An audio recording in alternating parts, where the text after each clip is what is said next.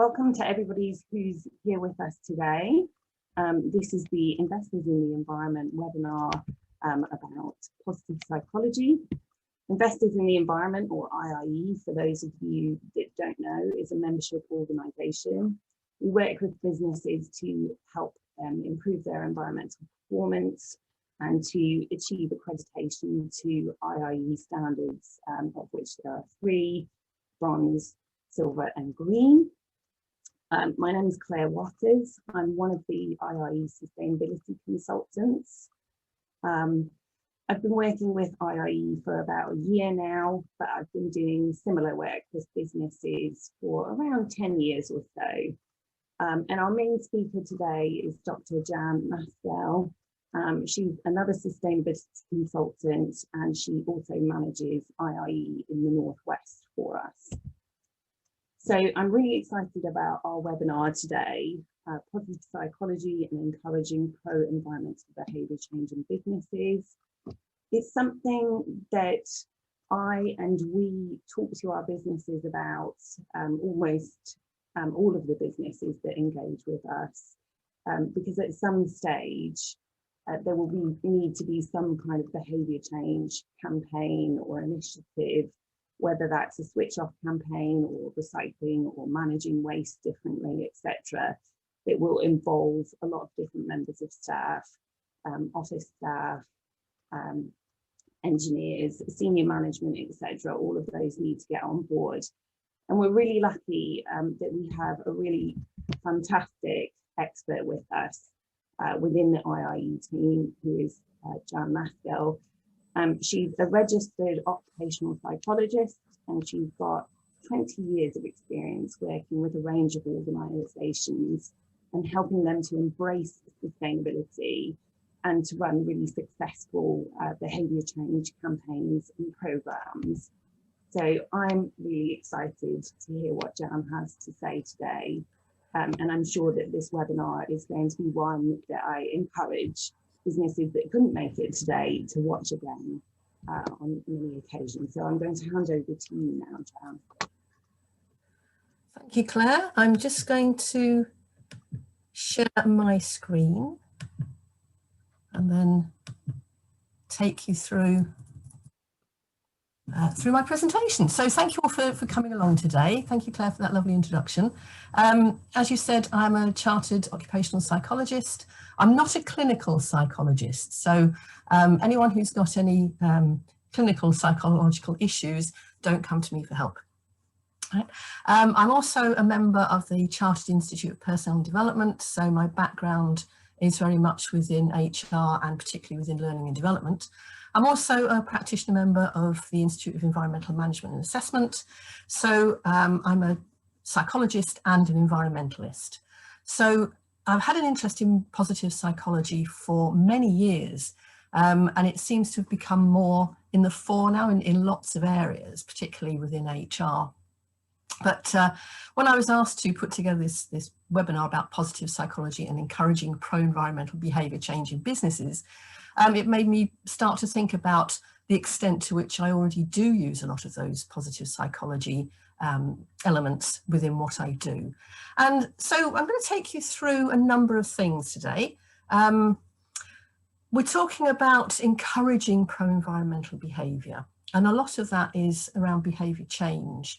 So we want people to embrace those sustainability initiatives that Claire was mentioning. So it might be around particular campaigns or interventions.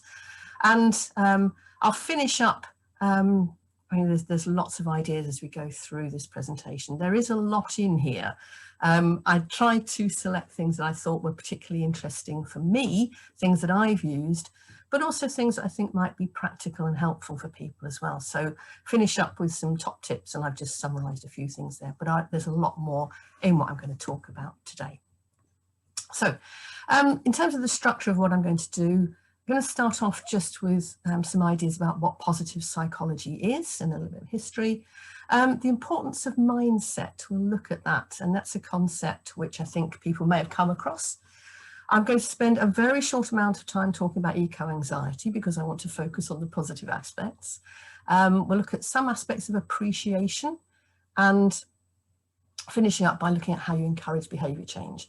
Now, I would say that if you've got any questions at all, please can you put them in the Q&A, and I will ask Claire to monitor that and to feed any questions through to me. I'm going to stop partway through to take some questions, but then we'll have an opportunity at the very end just to take any questions that you've got. So please do pop your questions in there, and Claire will manage those for me. So what I'd like to do is start off with a poll, and it's just a very quick poll for you to think about. Do you use any of these at work? Now, lots of people will have come across SWOT as strengths, weaknesses, opportunities and threats, non-conformance reports and performance improvement plans. So Claire, can you share the poll, please, and ask participants to answer these?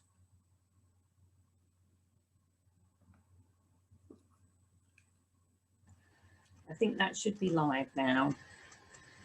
I can see people answering it. Good. So I'll just give you a minute just to answer these, and then I'll get Claire to share the results with us. So these are processes that people very often use at work in lots of different ways. So SWOT could be used for an individual assessment, a team assessment for the whole organisation. Non-conformance reports are often used within quality systems, and performance improvement plans can be used for, again, right through from the individual through to the whole organisation. So how are we doing with the results, Claire? Looks like 70% of people have voted, so I'm going to end polling and share the results. So hopefully, can you see it? Can you see that now? Yep. So it looks like there's a lot of people who use SWOT in whatever format, and a lot of people use performance improvement plans, and not quite as many are using non-conformance reports. So that's really interesting. I will come back to these ideas a bit later on. But yeah, that's great. Thank you very much, Claire. Right. So the relevance of these will come obvious as we're going through. So for some reason it's not, that's it. So what is positive psychology? Some of you may be very familiar with this already, so I'm just going to do a very brief overview of some of the history. We'll look at Martin Seligman and what his ideas were. We'll look at the concept of flow. We'll think about mindset and strengths. So who was Martin Seligman?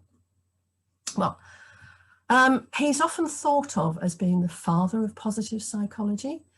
Even though he wasn't the first person to talk about it, he was one who really brought it to people's attention. He was the president of the American Psychological Association round about the turn of this century, which I'm always amazed to think is 21 years ago. And he wanted to focus on positive aspects of psychology, because up until that time, psychology had been very much focused on illness and disease. So when people thought about psychologists, they would think about clinical psychologists or maybe educational forensic psychologists who were working on people who were unwell. And he wanted to challenge this by saying, well, maybe psychology has an equal role in terms of improving, if you could say, normal lives, people who are not classified as being unwell. So giving psychology a new role and bringing that to the fore. So his ideas were that psychology should be concerned with a whole range of things. So it should be concerned with strengths as much as weakness. It should be concerned with building. So rather than a focus on repairing, fixing, mending, healing, then we should be focusing on building and making lives fulfilling as much as healing pathology. So it didn't say we don't look at disease, we don't look at healing, we don't look at repairing, we don't look at weaknesses, but we should be concerned with these other factors as well. And he really brought it into the fore. And he's published various books around flourishing and authentic happiness. So it's not about being happy all the time, because that's never going to happen. But it is about how do we encourage more positive emotions, and that's kind of the key to positive psychology. So he's very much seen as the father of the movement. And he also talked about knowing your signature strengths. So what are the things that you are recognised for, and using them in service of something larger. So it's not only recognising what those strengths are, but putting them into practice. And he championed the use of strengths identification tools. And there are lots of different ways that we can look at that. And we'll look at a very quick way of doing that as we go through. So Martin Seligman, Mihai Csikszentmihalyi, I know, do you know how to pronounce that, published a book called Flow. And this was a really important milestone in terms of positive psychology. And it's the definition there. So the mental state of operating a person who performs that is highly energized and focused, although they're fully involved and they're thoroughly enjoying the process. We often talk about being in the zone, and that's what I would say flow talks about. So he said that people are the most creative, productive and happy where they are in a state of flow. Now, there may be times when you've experienced this. You've been so engrossed in something, so engaged in something that you don't notice the time passing.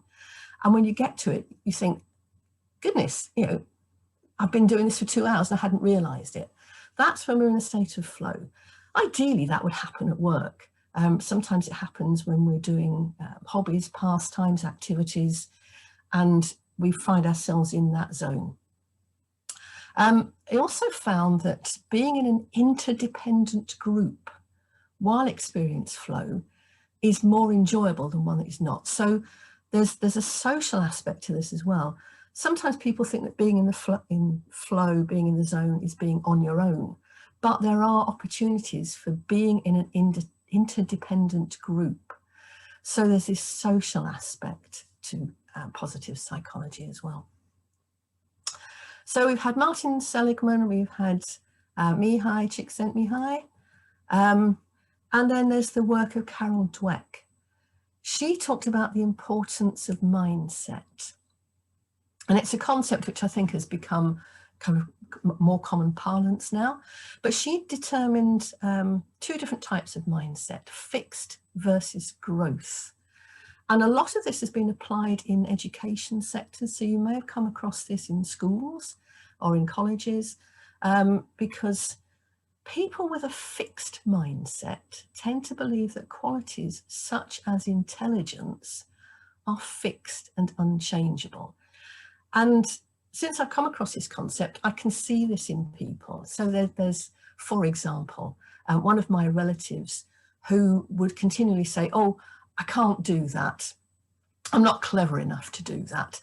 So she very much had a fixed mindset that, you know, what she was capable of doing, what she knew, what she understood, what she'd learnt was fixed and couldn't be changed. And that tended to limit the way she approached things. Whereas those who tend to have a growth mindset believe that these abilities, their own abilities, can be developed, that you can grow, you can learn, you can strengthen your mindset. But you have to work at it. You have to work at being, at learning more, at developing more, at growing. So she contrasted this fixed and growth mindset and did quite a lot of work with organisations and individuals to look at how this can be developed. So the importance of mindset is that sometimes we focus on those deficit models and the things we looked at before in the poll. So things like SWOT, non-conformance reports and performance improvement plans tend to focus on what is not there, what is missing, rather than what can be improved. So particularly with things like performance improvement plans, they're looking at what's the problem, what's the gap, what's the deficit, what's missing, rather than what can we improve on. So growth mindset can contribute to greater achievement and increased effort. And this can be encouraged in organisations. So the processes that we use can help us to think about growth rather than fixing the problems. So ways to cultivate that. First thing is about having a sense of purpose. Now, most organisations would say they have a sense of purpose, whether that's through their strategy, their business plans, their KPIs, their objectives, their mission statement. But we can do this personally as well by cultivating our own sense of purpose. What is it that we want to achieve?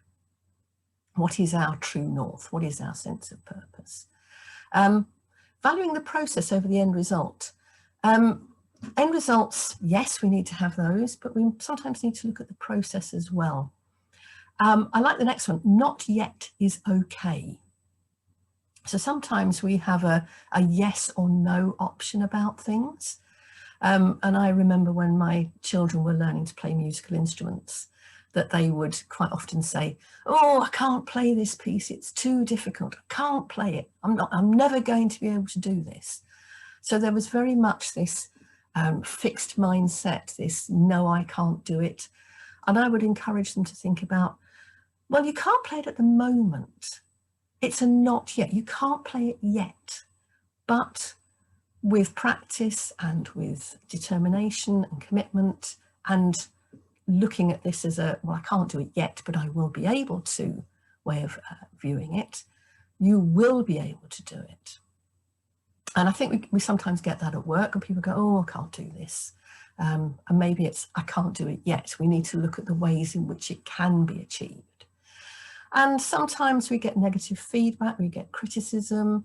But the purpose of criticism and feedback is to make things better. And sometimes when we get that negative feedback, our initial reaction can be quite negative. Oh, that's terrible, we can't do it. It's, you know, what do we do about it? But we can turn that round to find, you know, what does that give us an opportunity to do? We may not be able to do X, but can we do Y? Or can we do X in the future? So is there an opportunity for us to look at that as something that we can do? So it is possible to develop more of a growth mindset as an organisation, but also as individuals. Something else we can think about is the power of positive questions. So becoming more curious is a way of becoming more positive. And if I ask this question, why should we ask more questions? Well, think about that for a second. Why should we ask more questions? And hopefully by asking that question, I've made you think about something.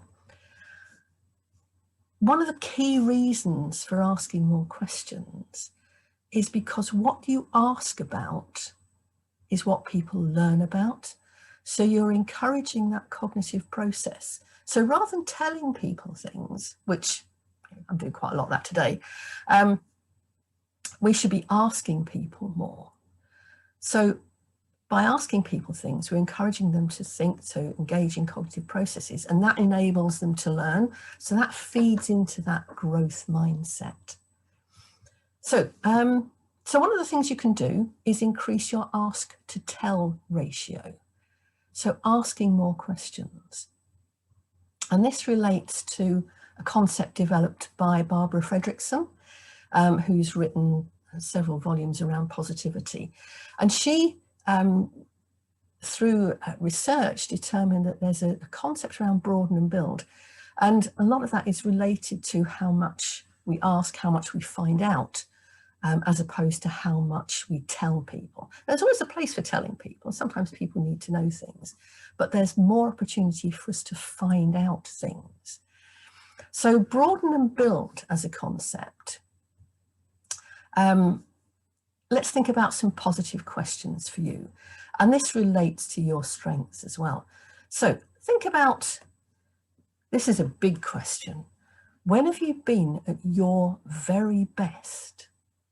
Can you think of any examples at work or outside work when you feel, yeah, that was my peak performance. That one is when I've been doing absolute the best thing that I could do. And there may be examples of work that you can think of, pieces of work, projects that you've been on, teams that you've been with, when you feel, yeah, that was me at my very best. What do others say you are really good at? And these are often the things that you go, but that's easy. Surely everyone can do that. An example of that is that someone once said to me, gosh, you're really good at chairing meetings. And I went, but anyone can chair a meeting. Chairing meetings is easy. And they said, yeah, but not only do you chair the meetings, but you keep the minutes at the same time. And I thought, but I find that easy as well. I'd rather be doing that. And I hadn't really appreciated that other people might find it really quite challenging to chair meetings, but they also might find it quite challenging to chair and keep the minutes at the same time. So it's sometimes those things that other people say you're really good at, but you go, well, everyone should be able to do that. That's really easy. But that's really a strength that you may need to harness. What are others able to do as a result of you being at your very best or doing those really good things? So if I take my example of chairing a meeting and keeping the minutes, when I'm doing that, others are able to fully contribute to the meeting without thinking about, oh, I've got to keep the minutes as well. So it's what are others able to do as a result. I know that there are things that I'm really not good at and I will shy away from. My partner is incredibly good at spreadsheets. And if I hear the word spreadsheet, I kind of cringe. So I know that there are other things that are other people's strengths that I can leave to them so I can concentrate on the things that I'm good at. What do others admire in you? What do other people go, oh yeah, you're brilliant at that. I'm really envious of the way you can do that. And again, they might be things that you go, well, surely everyone can do that. That must be an easy thing for everyone to do. So some positive questions for us to think about as individuals, and these can help us to identify what our strengths are. There are tools on the internet. The tool that Martin Seligman has developed is about strengths is called the VIA strengths, VIA, which is about values in action. And there's an online questionnaire you can complete, and it identifies what your signature strengths are, what your top strengths are, but also what the things are that you are not so good at. But focusing on the things that are, when you're at your very best, can help you to maximize your performance in those areas. So broaden and build. This is Barbara Fredrickson's concept. So broaden, thinking about positive emotions. So the more we can encourage people feeling good and feeling good about themselves, this can lead to positive cognitive changes. So just imagine for a minute, times at work when you have felt good, and contrast those times when you have felt under pressure and maybe felt more negative. The times when you feel good, they lead to emotional and physiological changes. When we feel good about something and feel good about ourselves, we are more open, we can expand our attention, and this opens up possibilities. When we're feeling negative, maybe we've had a bad experience, maybe an unfortunate event has happened, we are less able to concentrate on other things, and we just want to get through the bad times. And there's been a lot of this in the past year for people in terms of feeling isolated or having negative situations occur for them. And that's maybe led them to limit their attention and possibilities. And I know that I've had to focus more in the last year on what I appreciate, on what's going well, to enable me to cope with some of the challenges of lockdown. And that broadening of positive emotions helps to build our resilience. And there's a diagram of this, which shows at the bottom, if we encourage more positive emotions, that leads to that broadening, and then we're able to contemplate more novel thoughts, activities, relationships. We're able to think about engaging more with new things and with different people. And that then leads to building enduring personal resources. So if we're building new relationships, we're building more social support, and it's building our resilience, and it's developing new skills and knowledge. And building those personal resources leads us to enhanced health. Actually, physically, we feel better when we've got those things in place. And those sense of fulfillment, which again is another positive emotion.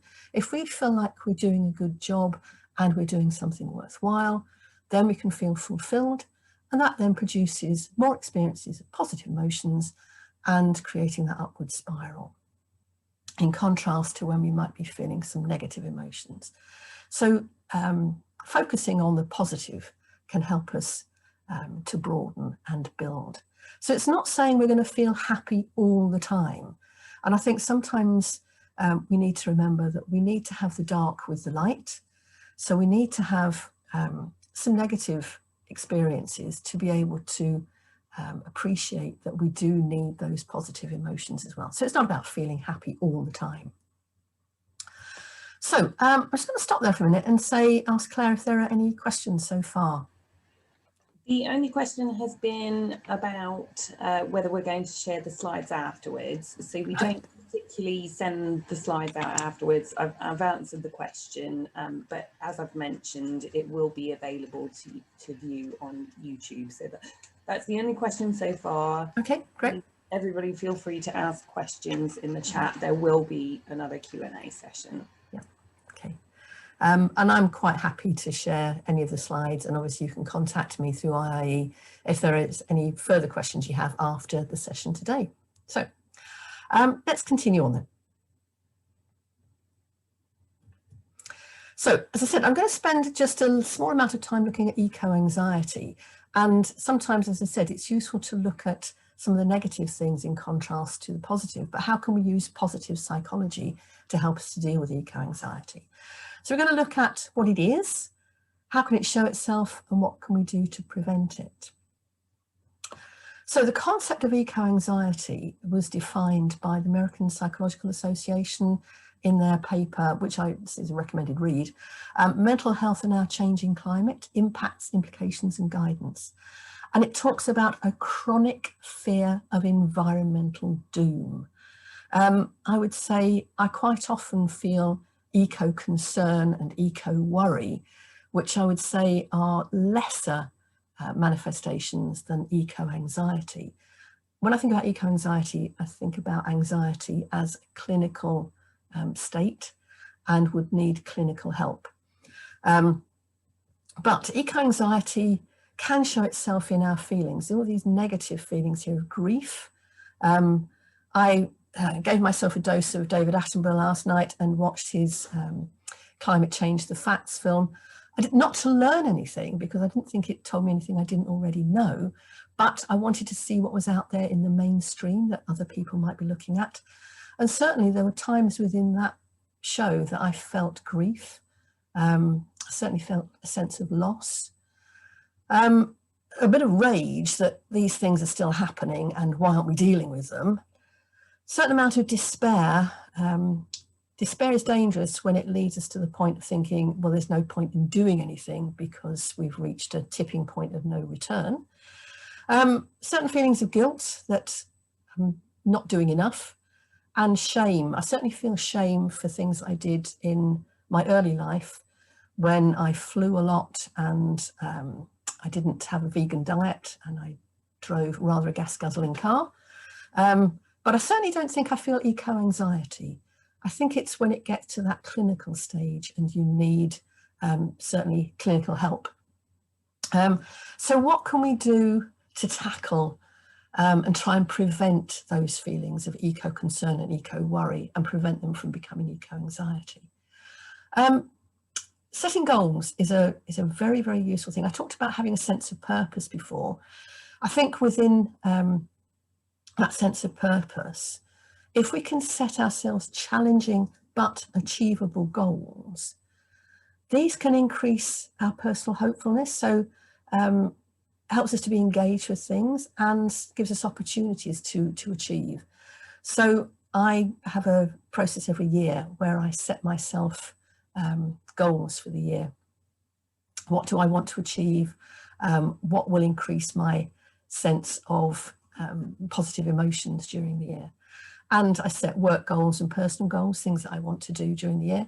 I had to scrap last year's set of goals that I set at the beginning of the year due to lockdown and reconstruct those into what can I achieve within the confines and constraints of the pandemic. And at the end of the year, I look back at those and look at what have I achieved, what have I still got to achieve, what are ongoing things that I want to look at. So setting ourselves personal goals, in addition maybe to the ones we have through work. Sharing more, engaging more with people. So sharing time. I've had to encourage myself to share time with people that I would normally, under different circumstances, have shared more time with. I've set up a little group within some of the work that I do where we meet regularly and we challenge each other. So you said you were going to do that. What have you done about it? In an encouraging and enabling way. IIE is a brilliant format for sharing resources and knowledge and time, as we are doing here. So a lot of the resources that IIE members have access to, and if you have any resources that you feel are worthwhile sharing with other people as well, but also sharing knowledge. So the case studies that we have enable people to look at what other people have done that's successful that they might consider looking at in their own workplace. So sharing those knowledge through case studies. And I think case studies are an interesting process. I think not only should we share case studies of what works, but also case studies of things, we tried this and it worked a little bit, but could have been more effective. What would have made it even better? So the concept of what worked well and even better if we'd done this, I think is an interesting approach. So sharing knowledge of what works, but also what doesn't work and what might work even better. Developing social networks. I'm not a natural networker. I am an off-the-scale introvert. So I have to work hard to develop those social networks to give me that support and cohesion that I need. People who are more extrovert do tend to develop those social networks more easily and enjoy those much more.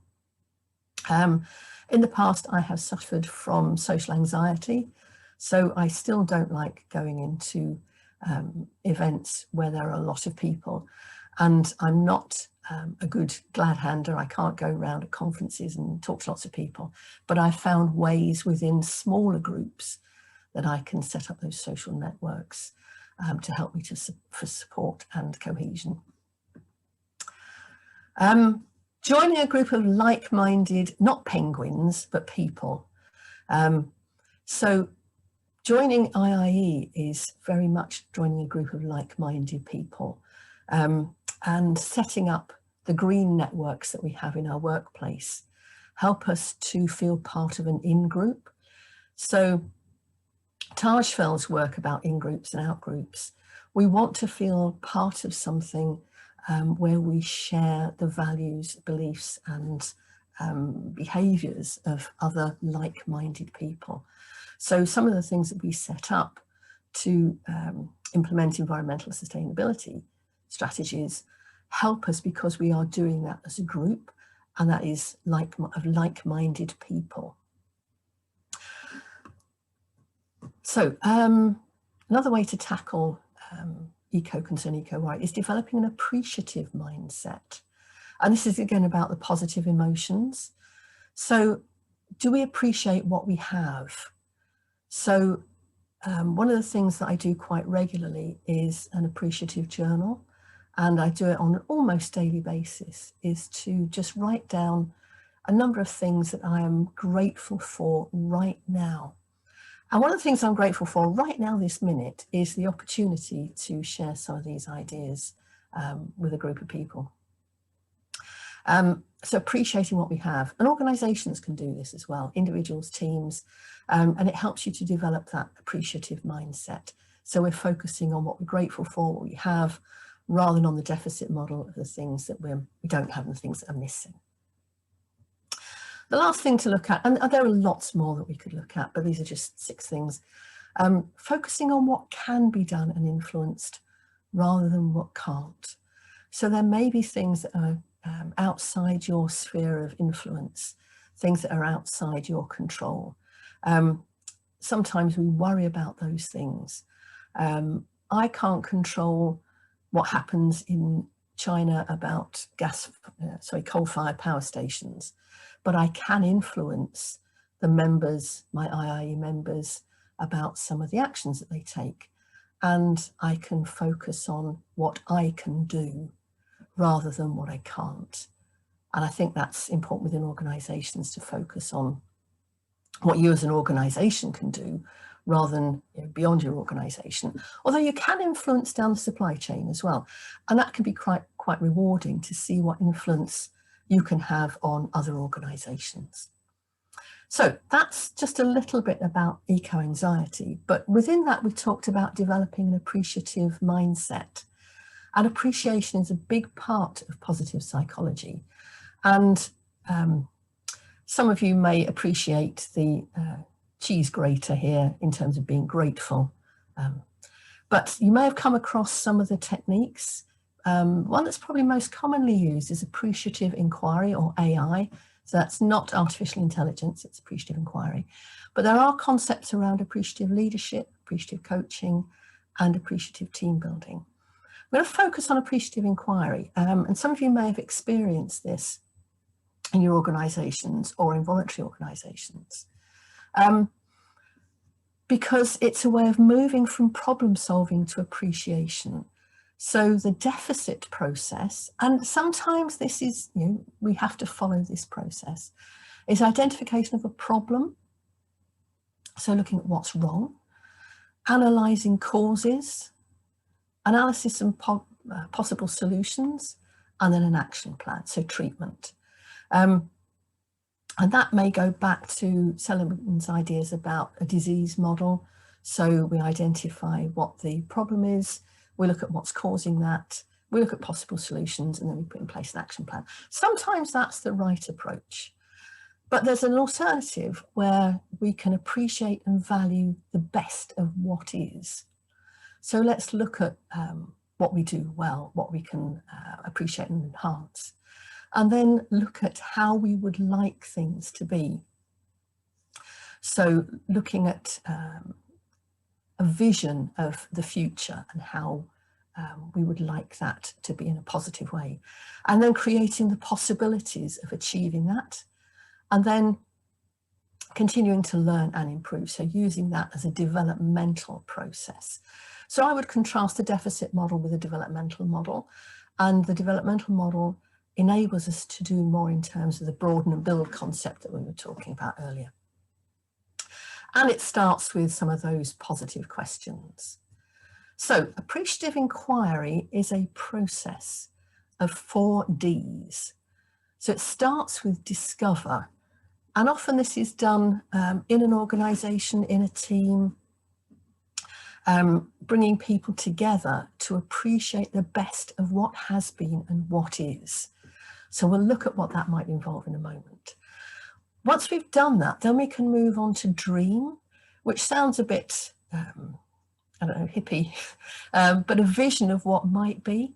So envision of what is possible. So where would we like things to be?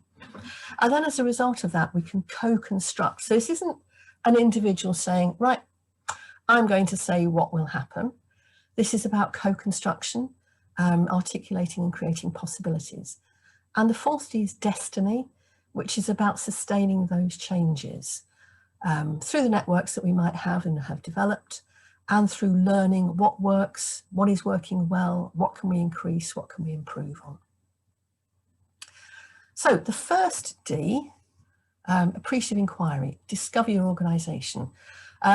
I've run events within organisations, and often I might have, I don't know, 100 people in a room, it might be 10, but we start off with having paired conversations. So 2 people talking to each other about the organisation. So what are you proud of that the organisation has done? And that might be pieces of research, it might be implementing projects, it might be that they've overcome adversity, but what are you proud of that the organisation has done? What attracted you to work in the organisation? What were the things about the organisation you thought, yeah, that's where I want to be? What do they do well now? So they might have done things well in the past, but what are they currently doing well? And you're thinking, yeah, actually, they're doing a really good job of that. When is the organisation at its very best? So when is the organisation doing the things that it's really proud of, that it ensure that it's at peak performance? And those paired conversations elicit lots of stories and ideas. And then we would combine those paired conversations into a big picture and discover a large idea about what the organisation is doing well and what we appreciate about it. So those stories could be used to bring in behaviour change. So if we think about what we've done well in the past, what we're doing well now, how does that relate to changes that we could bring in now? How can we utilise some of that exploration? So this is still part of the discovery and exploring what the organisation does well. In terms of dream, we could position ourselves at a point in the future. So if we want to look at us being a net zero organisation, we want to achieve net carbon zero, let's imagine ourselves in, let's say, 2 years' time or 5 years' time, whatever time period we want. What's happening? What is happening in the organisation? What are we most proud of in the organisation? There's some similar questions as before, but we are positioning ourselves, we are visioning ourselves into the future. What is the organisation like then? So what might have changed about the organisation? And what is the organisation best known for? So we're again appreciating those things that are in the organisation. So what are the things we might hear people talking about? What's going on? And trying to articulate those things that we appreciate in terms of our dreams. So it could be 2 years into the future, it could be 5 years, it could be 10 years, but that's part of our dream. In terms of appreciative inquiry, we would then go on to look at design and destiny and co-create that vision that we've just discovered. In terms of appreciative leadership, there is a model for this as well. These are 5 I's. They do like alliterative models. So appreciative leadership, the central point of that is inquiry, which is about asking positive questions, being curious, asking more. And then the illumination is shining a light on what is done well, so bringing it to people's attention.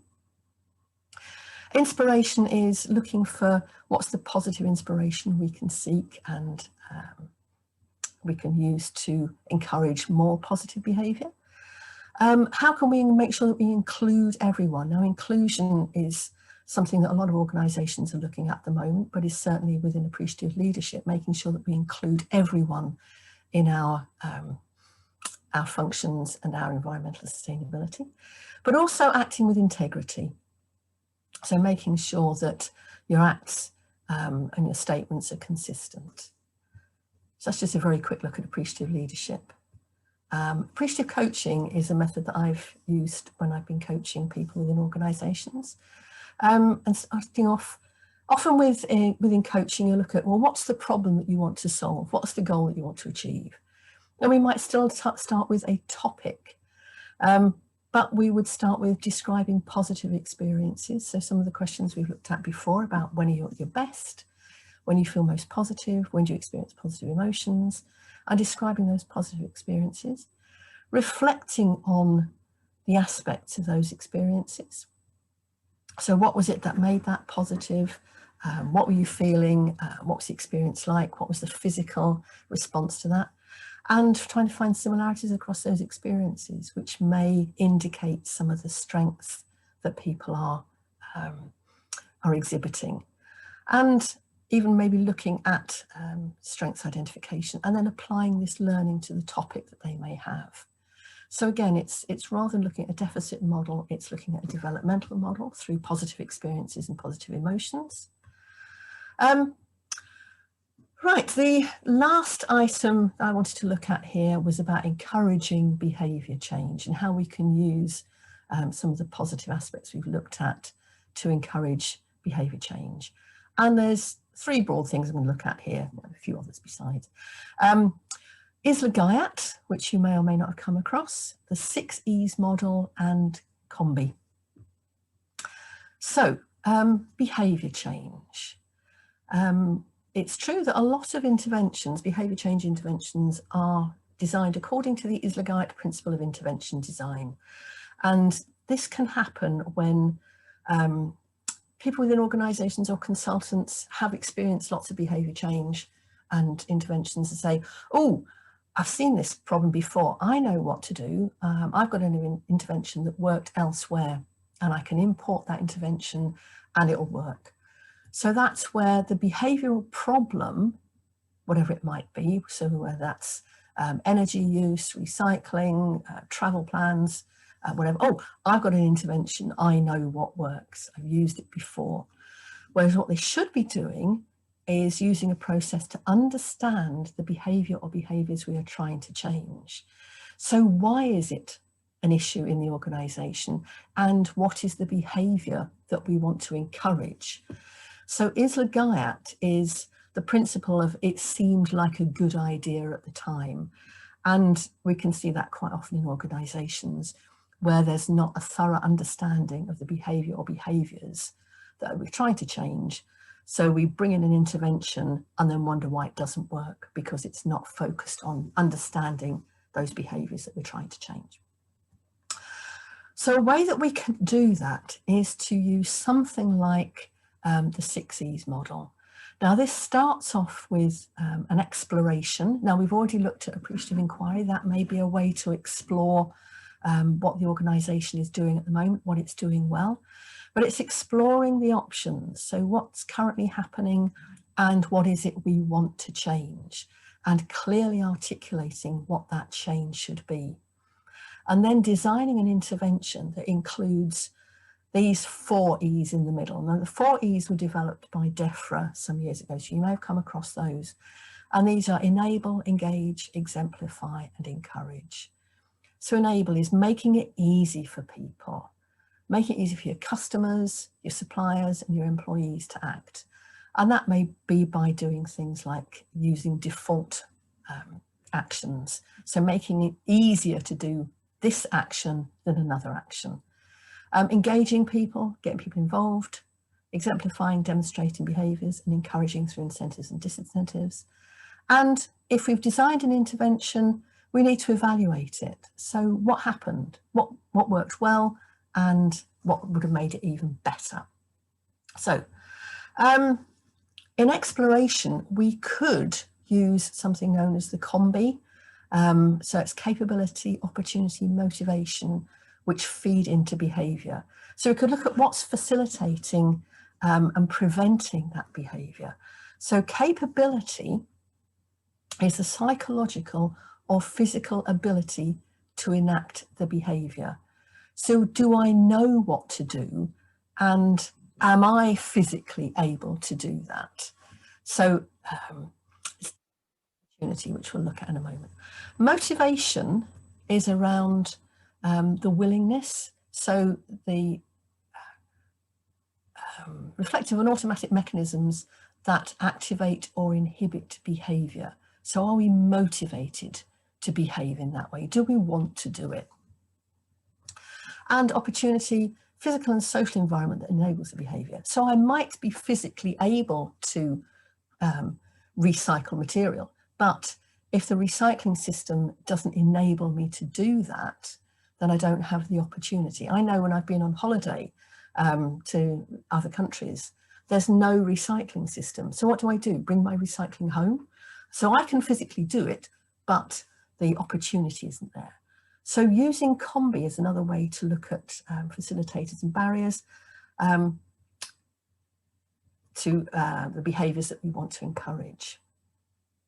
If we want to make it easy to do, we need to make sure that we think about self-determination theory. So Ryan and Decky's ideas around relatedness. So that's about what we do and what other people do and the networks that we work in. Competence is a bit like the physical ability that we looked at before, so the capability.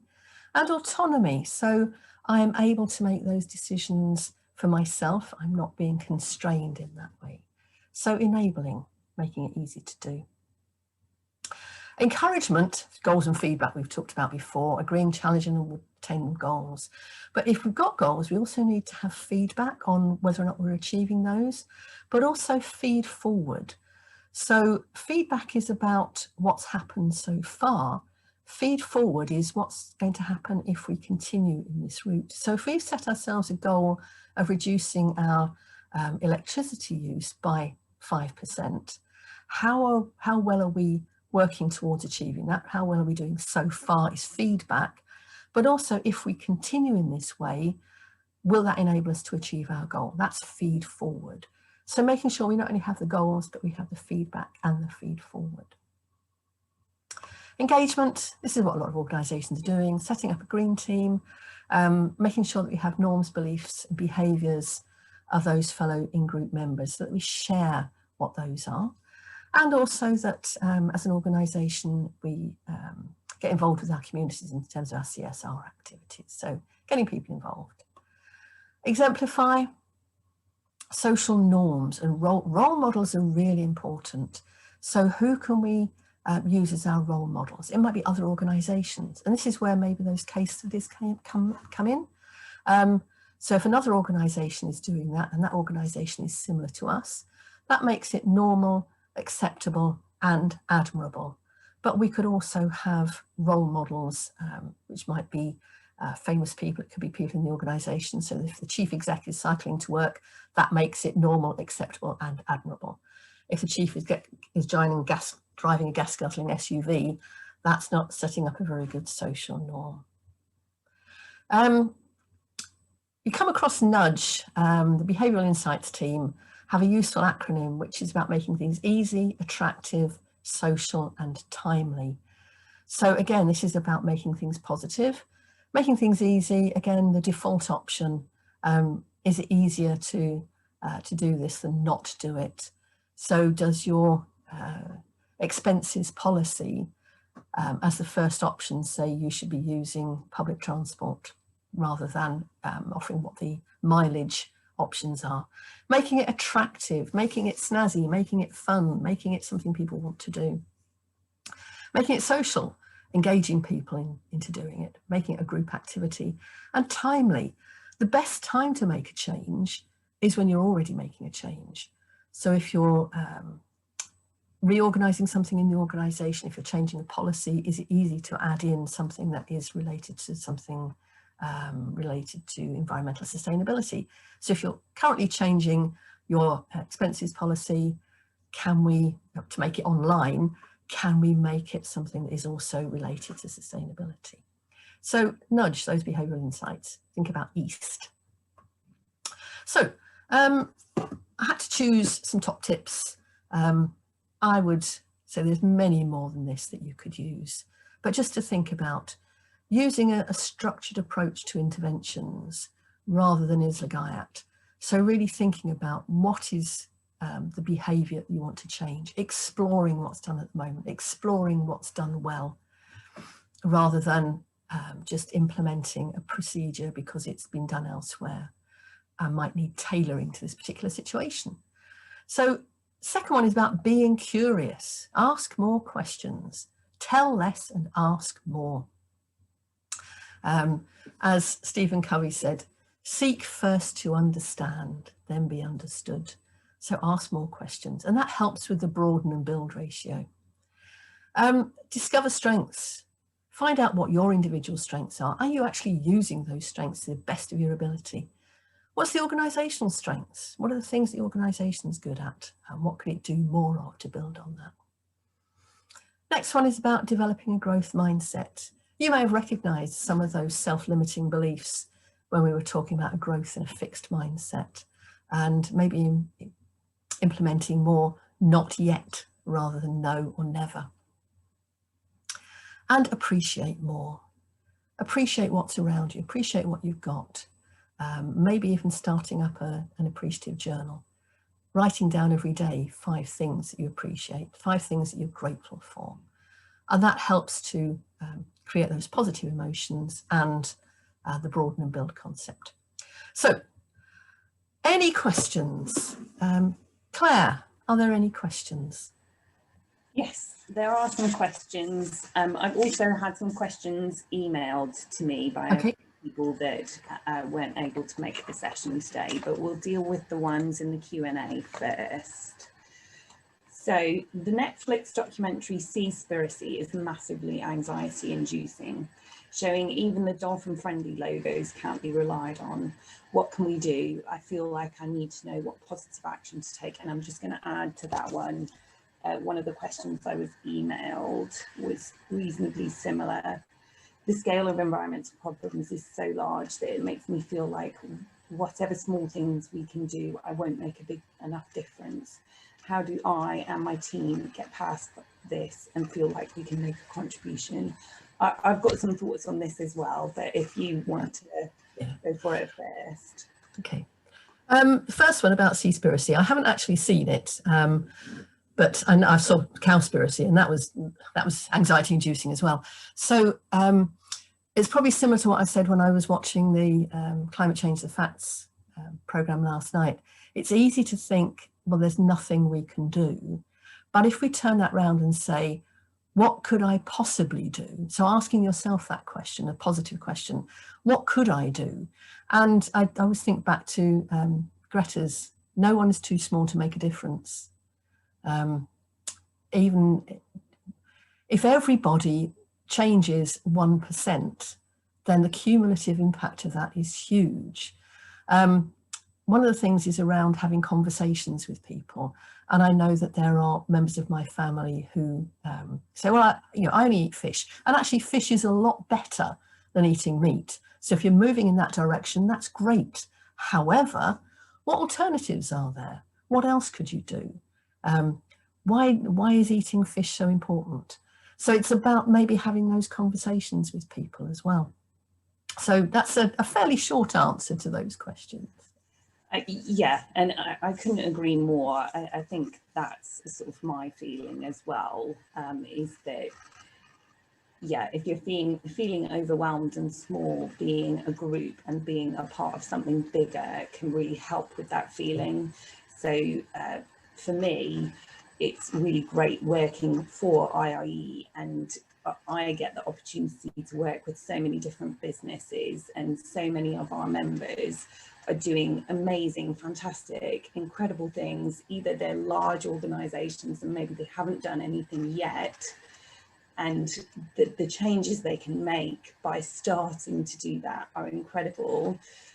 Or even, I've got some one-man band or one-woman band ventures, and they're just looking at things in incredible detail and just amazing what they're doing. So that to me is really wonderful. So I hope that the IIE members get to feel that as well, that their organisation is part of doing something larger. I think it's something we want to develop even more in future, with campaigns like everybody trying to get involved with Zero Waste Week, which we have done in the past and intend to do again this year, so that it's not just your organisation, it's all of our members, and hopefully more getting involved with things like Zero Waste Week.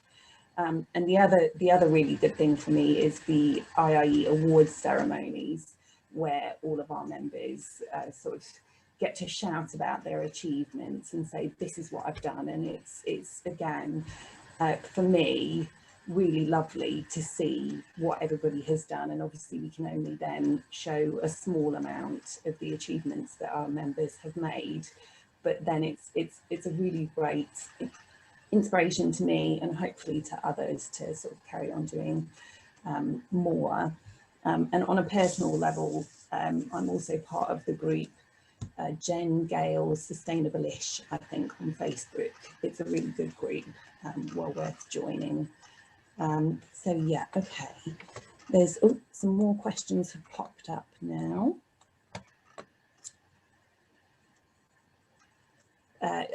Yes, one of them is a comment that actually I would echo. Seaspiracy, take a look at MCS's response. Some of the documentary says it's not quite accurate. Investigate two sides of the story. Yes, I have heard similar to myself that it is somewhat sensationalized, and they did cut off people strategically to make it just answer slightly out of context sometimes. And someone else, Rebecca Selleck actually, has put positive fish action, fish forever are really sustainable, available for mail order from fair trade provider Tradecraft. Thank you to those. Okay, and then there was another question online. I think I hopefully this will make sense to you, Jan. Who was the in-groups person? Taj, question mark. Tajfel, Tajfel. Okay. Social identity theory. Okay. I'm going to ask one more question that I was emailed, and then I'm going to wrap it up because we are at 11 o'clock now. So I'll leave everybody to get on with their day. Somebody emailed me a question. I feel like I might have an idea what your answer would be. How do I balance the carrot and stick approach was the question. Yeah, it really depends on what it is you're trying to achieve. And back to the explore what it is you want to do. So identifying what the behaviour is that you want to encourage. It may be that you need to have, for some people, a mixture of incentives and disincentives. I would first try the incentives approach and making things easy, because people want an easy life. They don't want to have to go to trouble for anything. So using default options is a fantastic way of encouraging behaviour. Incentives have to be personalised. So for me, I know that there are things that I value and things which somebody said to me, oh, here's an incentive for you. I go, that doesn't mean anything to me. So it's about personalising and understanding what drives people. So I think the first option, if you look at the work of Daniel Kahneman around thinking fast and slow, what we should be doing is encouraging habits, so enabling people to develop good habits. So rather than punishing people, we should just be enabling people to do the right thing. So I would say as little stick as possible and as much make it easy and a bit of carrot. I couldn't agree with you more. Right, so I will wrap things up now. As Jan's already said, if you do have any further questions for us that you didn't get a chance to ask today, then please feel free to email us. And I just want to let everyone know that our next webinar is Communicating Your Sustainability Story. So that will be Thursday, 20th of May. It should be really interesting again. And there's our contact details if you do want to get in touch and ask any questions. Again, as Jan said, we don't post out slides to everyone as standard, but if you do particularly want the slides rather than watching again through YouTube, we'll be happy to email them out to you individuals. So that was really, really interesting, Jan. Such a broad topic, and I think we could link with so much else and talk about this for so much longer. Hopefully we're going to have events that will explore other elements of behaviour change programmes, etc. in future, because there is so much more, but it's been really interesting hearing from you. So thank you so much. Thank you to everybody who attends. And I hope that you can all go out and apply those principles in your own organisation. If you do have any questions, obviously have a chat with your sustainability advisor and we can give you more tailored advice. But thank you very much, and I'll finish there. Thank you very much, Claire. Thank you, everyone. Enjoy the rest of your day.